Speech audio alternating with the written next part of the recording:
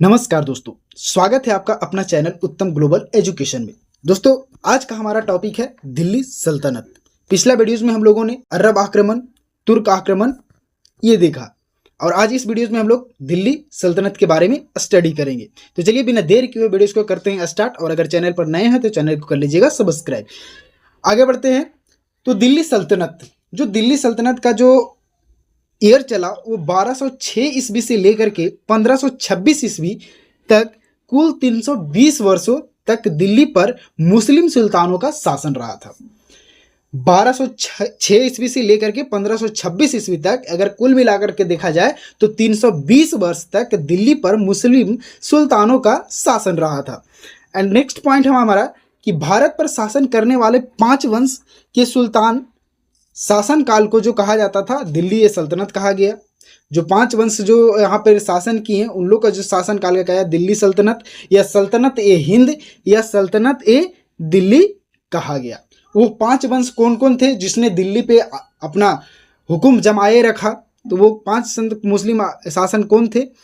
तो वो पहला जो है हमारा गुलाम वंश जो शासन किया वो 1206 ईस्वी से लेकर के 1290 ईस्वी तक इसने दिल्ली पर अपना शासन जमाए रखा।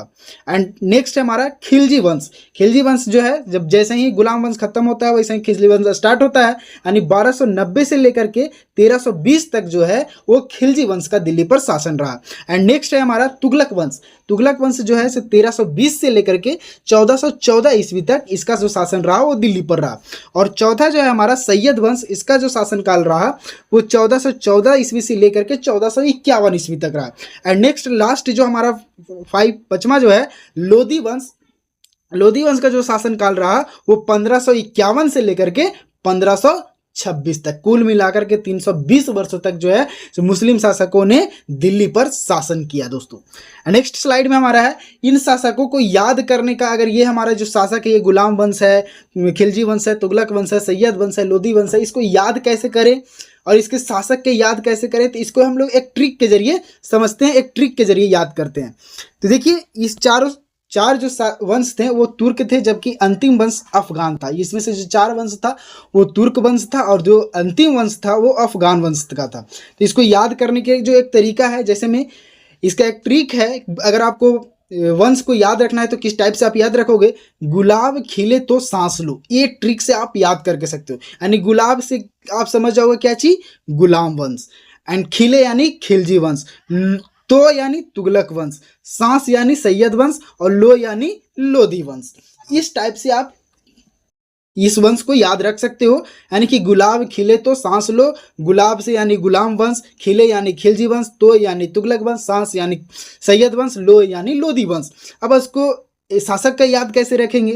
तो इसका शासक को जो याद करने का है एवक जल गया खीबो,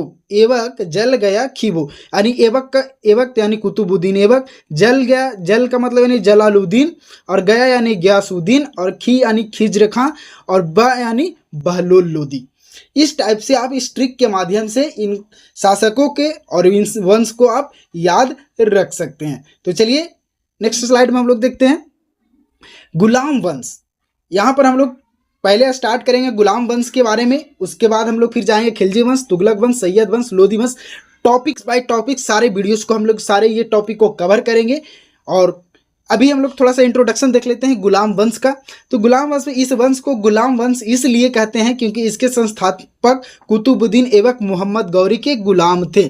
हम लोग ये पीछे पढ़े थे कि जो कुतुबुद्दीन ऐबक जो था वो मोहम्मद गौरी का गुलाम था। मोहम्मद गौरी के 3 प्रमुख गुलाम थे, वो कौन कौन? एक कुतुबुद्दीन ऐबक था और एक यलदोज था और दूसरा कुबाचा था। यानी कि 3 ये जो थे मोहम्मद गौरी के गुलाम थे। उसमें से प्रमुख गुलाम जो था वो था क्या चीज़?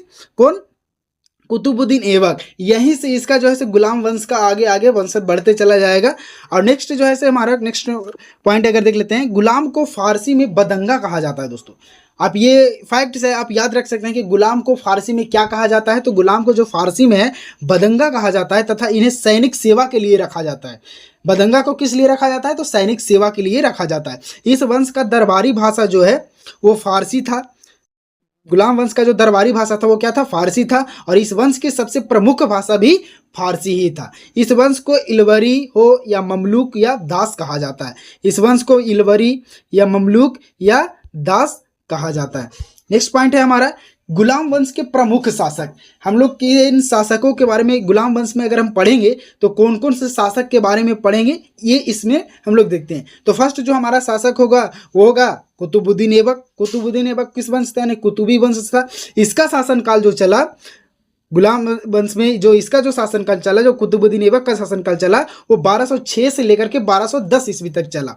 इसके बाद आएगा आराम शाह जो है से 1210 में गद्दी पर बैठेगा। ये कुछ महीनों तक अपना ये जो दिल्ली के शासन पर, दिल्ली के गद्दी पर रहेगा। इसके बाद में इल्तुतमिश आएगा।